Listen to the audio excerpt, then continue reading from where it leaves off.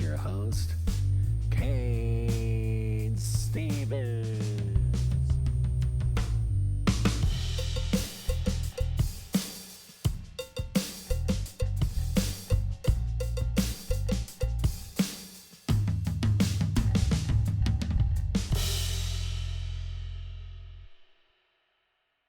All right, everybody, welcome back to the Cain Stevens Super Show. I'm your super host, once again, Cain Stevens, and we have another awesome guest on our hands. She's a musician. She told me that she has claimed, to be able to fight through epilepsy without some of the specialist recommendations and all that. So I'm very interested in that. She's also has an inspiring story that I'm hoping that she's willing to tell. She lived in New Zealand. She was born and raised, I believe, in New Zealand, and then she decided to pick up and move as a musician to Mexico, and now she's in Texas. So, with that being said, we have our special guest. We have Bronwyn. It's Halley, right? Halley, Halley. yes. There you go. I almost said the thing that you told me not to say. Don't say Haley. I know, I shouldn't have said that. Welcome to the show. How are you doing today? I'm good. Thank you for having me. How are you? I'm doing great. We're living. Life's pretty good. We're talking here on the old interwebs together, and we got ourselves a pretty good show on our hands. So I'm just gonna dive into it, Bronwyn. Let's One do it. one you're a musician, which I'm very interested in because I too am a musician. I'm a recording artist. You I believe you probably are too. And you've been how long have you been playing, and what type of music do you play? Oh my gosh. Well, singing since I was 11, so what's that, 18 years. But I picked up the recorder when I was 4. So the music's always been a part of me. And then professionally, I think I released my first original set of music when I want to say 2014 maybe. So yeah, been at it for a while now. Been at it, and you played some pretty big shows, right? I mean, you played different festivals and all sorts of things, haven't you? Yeah, I've played some festivals in New Zealand and Australia, and I entered the World Championships of Performing Arts in LA back in, I think, 2017. That one was 2018. So Well, do you have a yes. band that follows you around? I mean, do you have a band put together, or is it just you? No. Usually do. Yeah, so just because I'm still, trying to build a name and get paid enough to be able to afford to have musicians, it would be nice. I normally just perform just solo, but on my recordings, I have a band. Sometimes it's a group of people, sometimes it's just one friend that can play everything, which is insane. But yeah, there's a full band sound on the recordings. So, I know me playing a lot of shows all over the years. There's always weird things that happen, right? Or goofy things. I mean, a plethora of stuff can happen when you're out there and you're putting yourself on the line. You're playing in front of people. What's the weirdest or craziest thing that's ever happened to you while you've been playing a show? Oh my gosh. I'm completely blanking on what happened during a show. There was one venue, I play a lot of cover gigs, and some of them are, really nice restaurants, and then others are, kind of sketchy bars. And there was one place back home that I approached to play gigs, and they're like, "Oh, awesome. Yeah, we'd love to book you. Fair warning, the guys might get so drunk that they might run around naked." It never happened, but that was that was pretty interesting. That's quite the warning, you know. I mean, I don't think I ever had that happen. I think I'd still play the show. I would probably just put sunglasses on and hope that no one I just hope that I could look everywhere else but at them. Yeah, pretty much. Go over that way. I'll just face the corner. Speaking of nudity, have you ever watched that show Naked Attraction? Have you seen that show yet? I haven't. So it's on I think it's a British show, but I think it's on HBO Max right now. And Mhm. basically it's like a dating show, but it gets right down to the down and dirty right away, right? They bring their person out and they pick people solely on their look, their appearance, basically. So they show them naked, which is really you feel like a dirty peeper watching it. But but after a while you become like desensitized to it. You're like, that's no big deal. But I mean, I have to say I haven't seen more male full frontal nudity since probably, I don't know, an episode of Game of Thrones or something. Not for me. It's always awkward, but it's even awkward when the females are up there. But man, I didn't know how the entertainment is in New Zealand. Do you guys have a lot of that? Do you guys show a bunch of nudity on TV and all that? Um, I don't know, to be honest. I don't even when I was home, I didn't watch much TV. I think they do have that show. I feel like I have seen it advertised or something. But yeah, I'm not too sure. Do you watch a lot of TV now, or are you a person that doesn't really care about it? I watch a bit of Netflix, but yeah, I try not to watch too much because otherwise I'll just be sitting there forever. There's so many good movies and things I want to watch. Exactly. I find, as strange as it is being a podcaster, I listen to a ridiculous amount of podcasting, which isn't strange, but I find that as a musician, if I listen to too much podcasting, it really stifles my creativity. Does that happen to you? Do you listen to a lot of podcasts? I go through phases. I haven't for a while, but there was a period where I was listening to heaps, and I listen to, music ones or healing ones, but whatever I feel like I need to hear at the time. Yeah. So what part of Texas are you in right now? Near Nakona, like north of Dallas. Okay. So you're not in Yeah. Austin right now or anything, right? No, no. I have some friends here, so they knew that I was wanting to get to Nashville actually, but America in general. I'm happy with any of it. And they're like, yeah, come stay with us. We'll help you get on your feet. So I'm here. So was it hard for you to get into the United States, or was it not that bad being from originally from New Zealand? Yeah, well, at the moment, I'm just on a ESTA, so I get the 90 days. I'm not allowed to work, but I am working towards getting a working visa. So apparently, I have enough achievements and things like that, articles written about me, but I just need work offers. So that's what I'm sort of going around venues at the moment, seeing who's willing to offer me some work and if they're happy to put it in writing for the visa application. Well, the reason I bring it up is because, it's kind of a hot button topic here in especially in Texas, but here in the United States right now is how many people can come over, especially from Mexico. It's interesting that you went from New Zealand to Mexico and then they let you in here, but maybe if you were like a darker skin, maybe they would probably be like, I don't know, like maybe we'll hold off on having you come over at this point. Yeah, quite possibly. Yeah. Who knows? I think it's the lack of the draw of which customs officer you get on the day as well. Last year I went home and I had a stopover in America, literally just a few hours, but I had to go through customs. And the guy grilled me so much. I was like, I'm not even stopping here. I'm going home. So, yeah, it really is lack of the draw. Well, we're glad to have you here in America. I'm smack dab in the middle of America here in you sometimes it depends on my mood. Sometimes I'll call it the butthole of America because I'm in Nebraska, which is like smack dab in the middle. And sometimes I'll call it, what it is, which is a beautiful state. But I kind of wish I was in like a place like where you came from. I wish I was in New Zealand or really Mhm. anywhere else. I really need to be somewhere tropical. Like the weather's got to be great in New Zealand, isn't it? Yeah, it's been sort of hit and miss a little bit, I think, this summer. Yeah, some days I call home and it's nice, and then other days it's raining and you'd think it was the middle of winter. Yeah. So are you as big a Flight of the Concords fan as I am? I mean, do you think that they poked fun at you guys quite a bit on that show? Did you like that?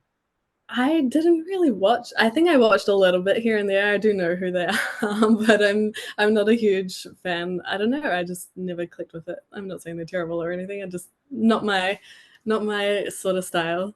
Not your cup of tea. Yeah, exactly. All right, so let's get into we're covering your music. It just your story's very interesting to me, and I think it's going to be interesting to the listener because you've done some moving around. You've survived some things. Oh, do you want to talk? I mean, if you don't want to dive into it, if you want to talk about your your survival story of something that you went through, I will let you kind of have the floor and tell me anything that you want to tell about it. Yeah, no, I'm happy to talk about it. I wrote a chapter for a book about it last year, so I'm getting used to sharing it now. It's healing talking about it too. That's the other thing. So yeah, I mean, it's hard to know where to start really. When I was about 10, I think, maybe a little bit younger, I think like 9, I started having seizures in my sleep. We didn't know that's what they were. I had a whole bunch of tests done and everything, and then got diagnosed with epilepsy when I was about 10. And then, yeah, put on medication, and then of course medication for the side effects of the medication. It's just a whole thing. I hate the medical system for that, but that's another issue. And at the time, I remember the specialist was like, "Oh, she's probably going to grow out of it. I think it's just puberty related. And is she very stressed? Like, she should go see a therapist." And I was like, "I'm not stressed," even though I was very stressed. I was probably the most stressed kid in the school.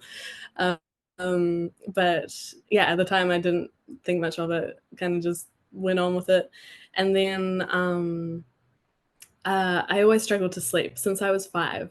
It was just this weird thing that we always just put down to school. You know, my brain came online, and I was like, I need to be learning all the time. And yeah, I tried sleep medications for that and all these sort of relaxation exercises, and I could not relax at all. Or I could kind of like feel my body relaxing, but my brain was still going a million miles an hour. And then, yeah, so kind of just skip ahead to, I don't know, when I was probably like 20. It was when I started trying to get really serious about my music, like 23 maybe. You know, I wanted to go on tour, but the epilepsy was still an issue, and I was having daytime seizures occasionally, so I wasn't technically meant to drive, and it took me way longer to get my license because of that. And I just got really frustrated at how it was holding me back. And the specialist that I had as an adult said that I would never grow out of it. And thankfully, the one I had as a child was like, "No, you'll grow out of it." So I just always remembered that. And I don't know, something in me kind of snapped, and I started, exercising a bit more and trying to manage my stress better, and started going to chiropractor type. He did a variety of things, but someone like that to help me deal with all the knots and things like that, and that sort of side of the stress. And by some miracle, yeah, I spoke to my GP. She helped me like wean off the medication. I didn't want to just go behind the specialist back, but thankfully, yeah, she's like, "Okay, you want to try it? Let's do it." And yeah, I managed to come off it successfully, but I still wasn't sleeping. And fast forward a bit further to yeah, like 26, 27. The pandemic had happened, and I was working a lot. I had gone through phases of music full time, but then getting burnt out, so then I would pull back and do like other part-time jobs. And during the pandemic, I picked up so many jobs. And even though some of them stopped temporarily during the lockdowns and things, like I was like, I should be using this lockdown to write or like do live streams like everyone else was, post on TikTok. And I was just so burnt out, I couldn't even do that. And I knew if I stayed in New Zealand, I would just keep going at all those jobs, because I was like, recording's expensive, I need to be saving money and everything. And like touring, I want to get to America, that's expensive, the exchange rate is terrible. So then one day after the second lockdown in New Zealand, I think it was, I just decided that I was going to go to Mexico. I'd heard of people doing that, like it was cheap enough that I could take a break, learn to relax properly, get my creativity back. And yeah, so I did that, and my sleep got worse after I moved there, and to the point where I was trying all these different healing modalities that are there, Reiki, breathwork, CAP, water therapy, everything. And none of them were helping. It was still getting worse and worse. And I was like, I'm going to have to go home. And then I tried this self-hypnosis app, the Grace app. And I tried it a few times, specifically the sleep one, like go back to a time when, you first struggled to sleep. And I'm like, I don't remember that. Most of my childhood is a blur. And then this one night, I just remembered this recurring nightmare that I used to have of a wolf coming down the street to our house. And my uncle's name came to mind when I remembered that. And I was like, does this mean something? Does it not? I mean, a nightmare is enough to keep a kid awake, but I was like, is there more behind the nightmare? And then, yeah, over the next like month or so, I started remembering getting sexually assaulted by that uncle. And he, yeah, there's been like creepy times with him in the later years. So it definitely, like, I can see how that could have happened. Um, and then, yeah, I've just been trying to work through all of this in therapy, and I'm finally sleeping better, touch wood. So that's been huge. And I did have one seizure again during a breathwork ceremony, which they say you shouldn't do if you have epilepsy. But I was like, it's been, I don't know how many years it had been at that point, like 6 years since I had had a seizure. I was like, that's fine. But the thing with breathwork is if you get deep enough, you like unlock some DMT in your brain, and then you can start to get visions. And I saw the wolf, and it was before I had quite like clarified that it was my uncle. But I was like, who are you? And as soon as he removed the mask, I had a seizure because it was just too much for my nervous system to handle. Um, so I won't be doing that again. Yeah. I feel like I've released a lot. I still feel like there is some blocks there, but yeah, it's going in the right direction. That's the main thing. So have you, have you accepted? We'll just say the wolf. Have you accepted what has happened with the wolf now, or is it something you're still working? I think like mentally I've accepted it. Like it all makes sense. The seizures, not long after the assault, because the assault was, well, it happened several times between about 5 and 8, and then not long after I had the seizures, and like the timeline, it all makes sense. I completely believe that it happened. It's more like getting my body to a place to fully release it. I'm almost worried that if I try and release it too fast, even though I want to just, snap my fingers and get it out, then yeah, I'll like shock my body into having another seizure or something like that. So it's just finding gradual ways to release it. At the moment, I'm working with a somatic therapist, which has been really good. So that I mean, I have I think that I think it's amazing that you're willing to talk about it, especially on something like this, because I think it helps. I truly do think it helps people. There's a lot of people who shove that type of memory down deep down, and then they never really face it. But they don't know, like, why am I so depressed? Why am I so right. um, Mm-hmm. burned out? Why am I so beat down by this? And it sounds like you're making all the right steps to move forward with it. But it's interesting because you're having issues with your seizures, and then you're doing all this different types of sleep issues and all this. Do you think it all kind of correlates together? And I'll explain why I'm asking in a moment. But do you think that the lack of sleep and all of it kind of ties to your repressed memories and all of that, causing you to Oh, have? definitely. Yeah, definitely. And I think, I didn't usually wake up if I had a seizure in my sleep. It would be my parents letting me know. But yeah, it's like I don't want to go to sleep because if I do, I might get assaulted or I might have a seizure, and then you're just scared to close your eyes. Right. Well, I had a friend who died from epilepsy. Oh, And I'm so sorry. he had grand mal seizures. I was friends with him. He was 2 and I was 3. For 30 some years. And then but the interesting thing was he used to have like some seizures as a kid, but they would more be like his eyes would go kind of glossy, Hmm. and he would just kind of be out of it for a while. But he never really started having like the true seizures until he was older, after his dad died. He had tried to revive his dad. He found his dad, after Oh a my heart attack. gosh. And after Yeah. that, it was so hard for him. He had a hard time sleeping. He never slept at night. He Mhm. fought sleep constantly. And I always felt like that was the reason why he had such bad seizures. Like, his Yeah. sleep and everything else. But I don't know that. I'm not a professional. Yeah, I mean, the more I like learn about trauma and all these, health issues, the more I'm like, yeah, it was my suppressed emotions, as well as the fact that it happened at night and everything. Like, it was the suppressed emotions of dealing with the assaults that really caused the seizures and things like that. Yeah.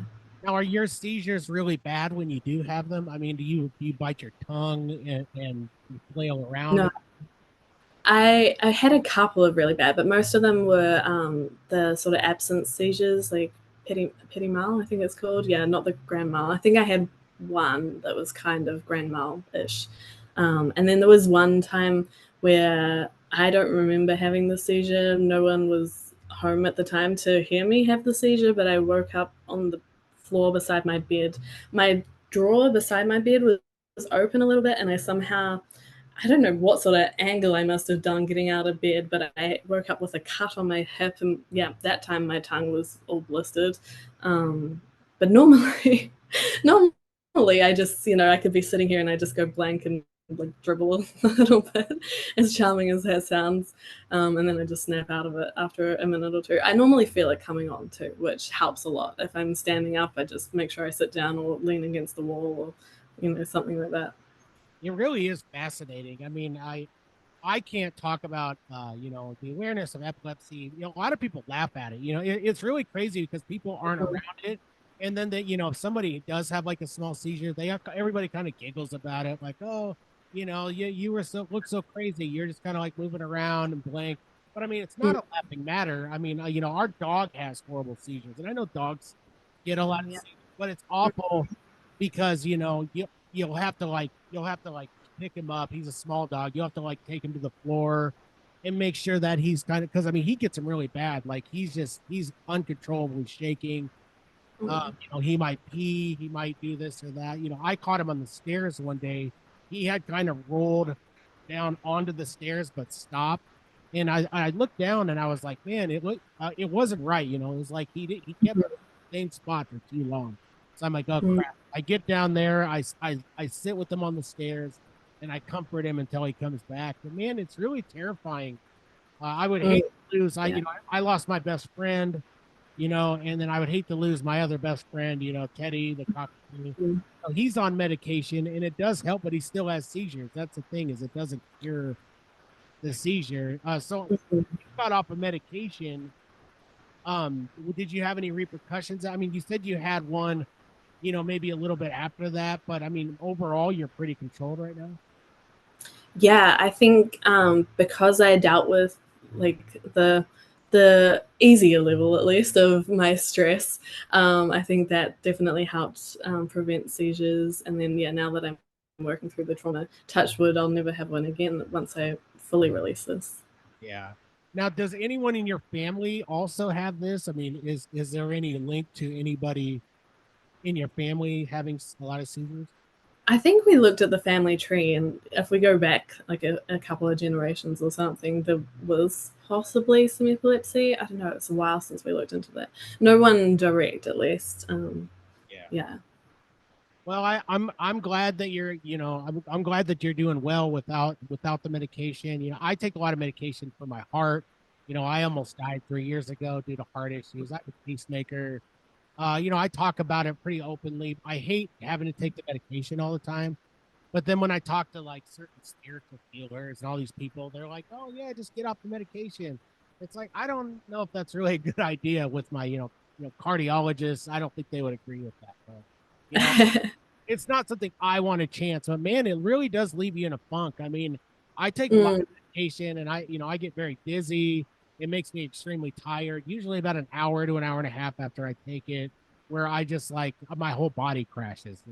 It's, Oh damn, yeah. that's hard. Yeah, yeah. But Um, I stay busy. Here we are doing a podcast. I'm a musician. I produce podcasts. So you just got to kind of trudge through, don't you? Like life yep. is so crazy anyway, but Mm. definitely manageable. I don't want to talk. I don't want to focus too much on like the sexual abuse and everything. Um, because that is hard for you. So you've written about it a little bit. You said, right? Yeah, yeah. In a book called Sacred Silver Linings. It was a multi-author book, so I Mm. just wrote a chapter, but that was like the first step for me. And Just where can you like, find that book? I mean, is that book available now? yeah, it's on Amazon. It's as available as an ebook or a physical copy as well. I think the ebook is only like 99 cents. So anyone can grab it, have a read. No, we'll definitely recommend that to people. I know some people that have suffered some horrible things like you're talking about. I too have awful recurring dreams. Mine usually involve like flood, tornado, or um or a lot of times just like a body of water, like falling into a big body of water. But I don't know what that's all about. I mean, I suffered some different things, in my childhood, but nothing of that nature.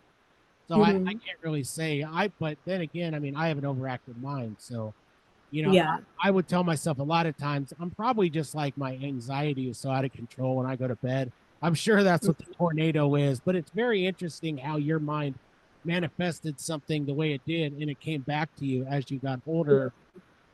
I mean, does it still terrify you to this day? I mean, do you still have these recurring nightmares? No, I haven't had it for a long time, probably since we moved out of the house that the nightmare took place at. So I think we left there when I was about 11.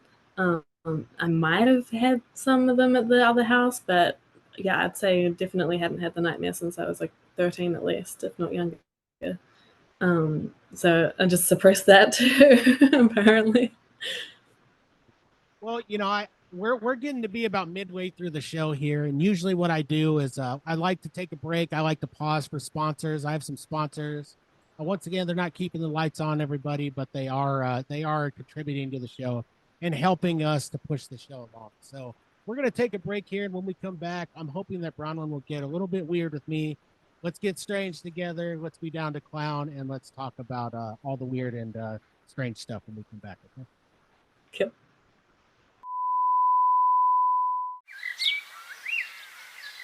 Hey there, grooming gurus. We've got something wild for you today.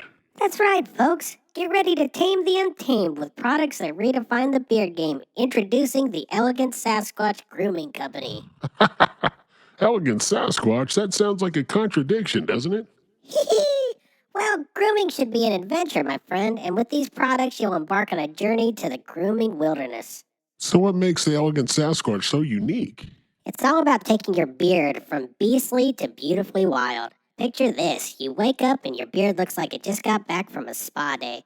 That's the magic of their high-end beard balms. Spa day for the beard? Sign me up. And let's not forget their beard butters and oils. It's like giving your beard a tropical vacation. I'm talking about a beach party for your facial hair. A beach party for the beard. This company's got the best marketing ever.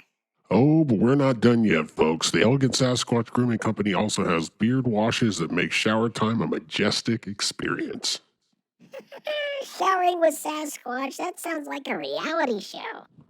It does, but seriously, listeners, if you want to sophisticate your outer beast, head over to elegantsasquatchco.etsy.com and use the code SUPERSHOW at checkout for an exclusive discount of 20% off. You can also find them on Facebook and Instagram. Check them out, like them, and while you're at it, tell them the Super Show sent you. All right, everybody, welcome back from break. I hope you guys enjoyed that Elegant Sasquatch commercial. We've got a lot of different commercials coming up here pretty soon, so get the Elegant Sasquatch for all you bearded, egg-filled, nasty bearded gentlemen. Groom those beards. Ladies don't like it like that. They don't want to taste your egg. And then we got here in Lincoln, Nebraska, I've got some pretty good sponsors here. I've got Sly Ink Tattoos, so stop going to Boring Becky's Ink Emporium and get those tattoos from Bryce, the best in the business. Then I have Roots Music Shop here in Lincoln. All you musicians, Bronwyn's a musician. When you come to Lincoln, you got to go to Roots Music Shop. Brian's the best around. They'll fix your instruments. He's got, the best prices. He may even give you a discount. Who knows if you tell him that you know me, or he may charge you more. I don't know, but it all depends on how nice I am to him. I don't think he's going to charge you more though. Then we have, last but not least, we have Liberty Contracting, everybody. So Stan Liberty is a close personal friend of mine. He's in a lot of different bands, including Pasty Jenny, and he's a heck of a guitar player. And I'll be darned if he can't pour cement too. So call Stan and get a hold of Liberty Contracting. So we're back here with it's Bronwyn Halley, correct? Yes. Hey, I said it all. We're back from break.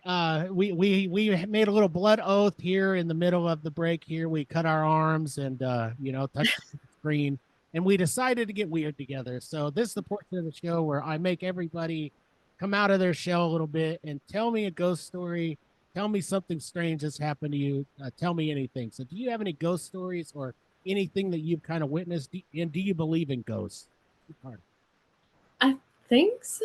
I don't know. I mean, I've never experienced any ghosts myself, but I did work. One of my jobs back home was at Larnach Castle, and it's meant to be haunted. I think the ballroom, the stables, and I feel like one of the bedrooms. I feel like there was one other spot of the castle that was supposedly haunted too. I can't. It's been so long. I don't really remember the stories people had told me, but except for one, I remember one of the other staff members was standing on the steps up to the front door, and she just got pushed down one day. That's the only one I remember well enough to reshare. But yeah, there's a lot of history and ghost stories there apparently. And this was a castle? Yeah, I mean, it's a castle by New Zealand standards. If someone from the UK went there, they would say that's not a castle. But yeah, this family, I think it was William Larnach. It's so long since I looked into the history of this. Brought it years and years and years ago, and his whole family lived there. And then I think he went through like 3 wives, and did they all die there or something? I can't remember. So I think it was one of the wives that was haunting it, and possibly others. I can't remember. And what did you do there again? I was a general assistant, so I did a bit of everything. I worked in the cafe and the ballroom. I did the reception. I did the housekeeping because there's accommodation there, or you can just tour the main castle area. It's a big tourist attraction in Dunedin, which is where I'm from. And I feel like there was something else I did. Housekeeping, reception, functions. Sometimes there's weddings in the ballroom. Yeah, I'd help out with those. Just whatever they needed, really.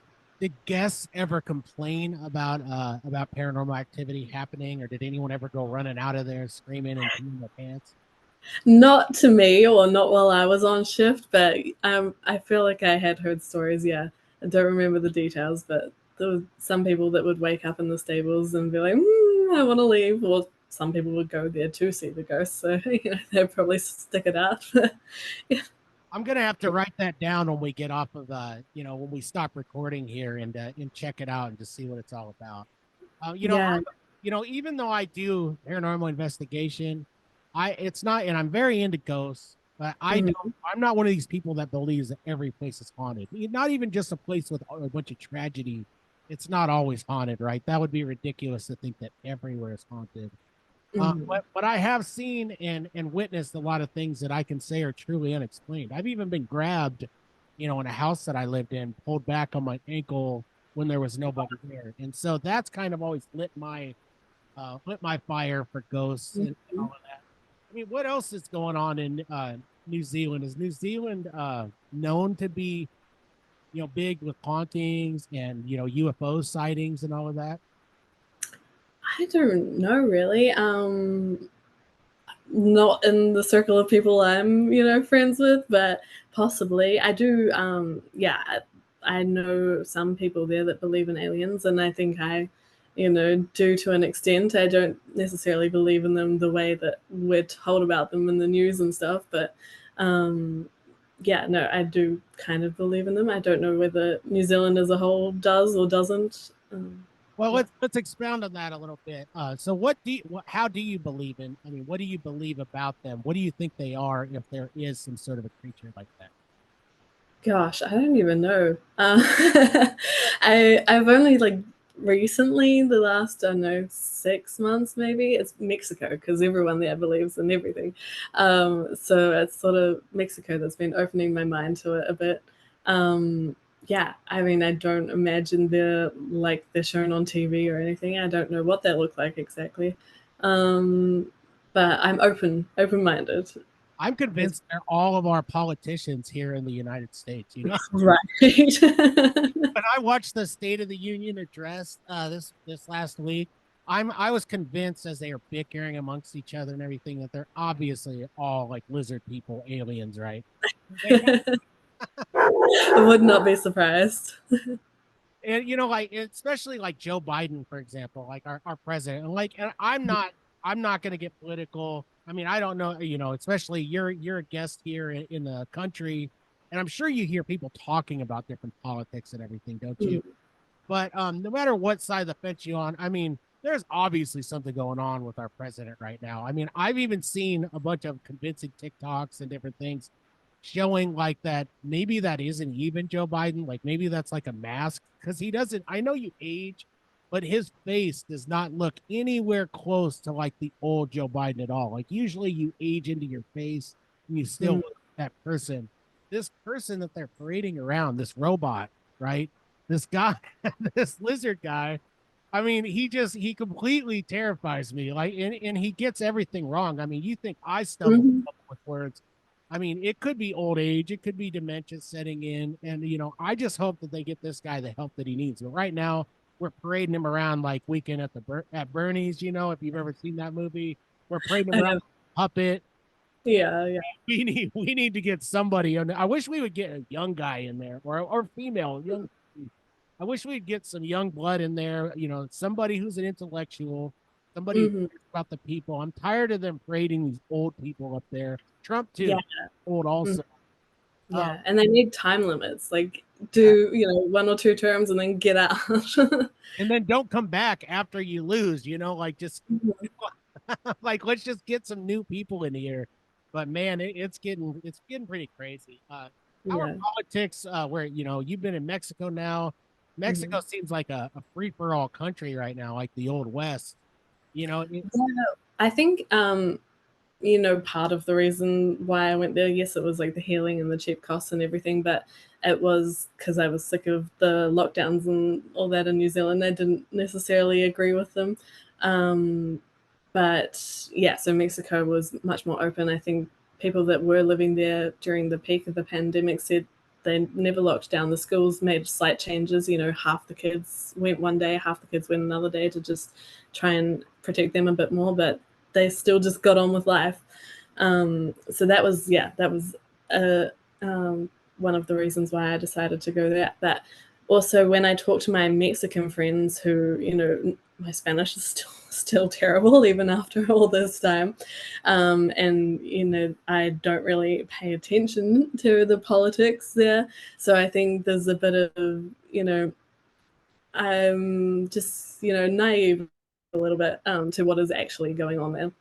Because when I talk to some of them, they're like, actually, like, this is worrying.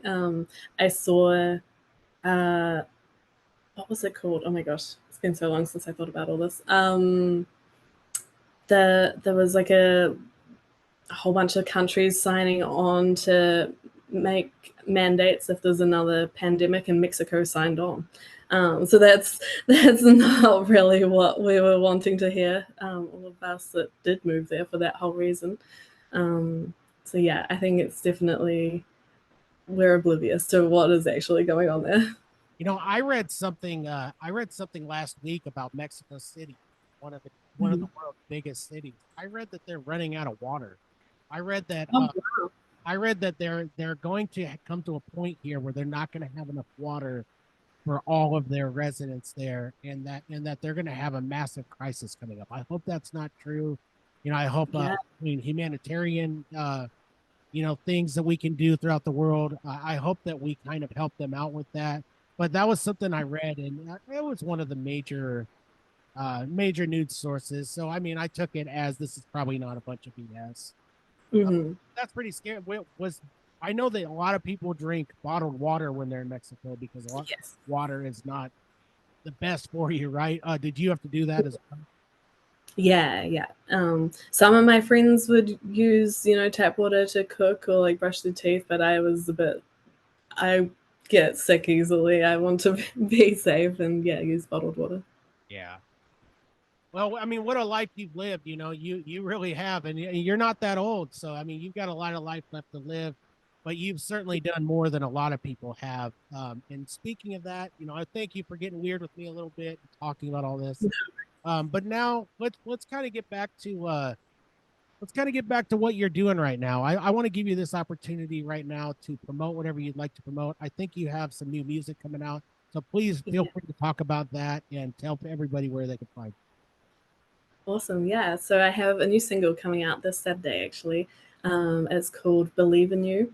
And normally I write music about, personal stories and things like that. This one, it does feel very personal. It feels like my most personal song yet, but I didn't actually write it for me. I wrote it, I met this guy in Mexico, Anton. I would try and say his surname, but I always get it wrong. So I'm just going to say Anton. He goes by the Barefoot Dutchman on Instagram. And at the moment, he's walking barefoot from LA to New York to raise awareness for men's mental health. And he's trying to break the world record as well. He did a similar thing in Australia a few years ago. So he currently owns the world record. He's just trying to beat his own record. And yeah, as I was talking to him, I was like, you should have a song for this movement. So I had a couple lines in my head about walking and keep walking and things like that, and I sat down and I wasn't sure that I could write it because I've never written for anyone else before, but it all just kind of fell out, and I really love the song. He loves the song, and I'm excited that people can start to hear it this weekend. Awesome.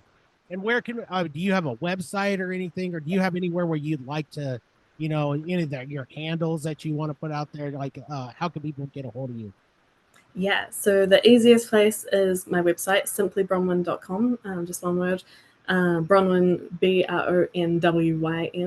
Bronwyn. And all of my links are there. Or I'm at Simply Bronwyn on Facebook and Instagram and TikTok.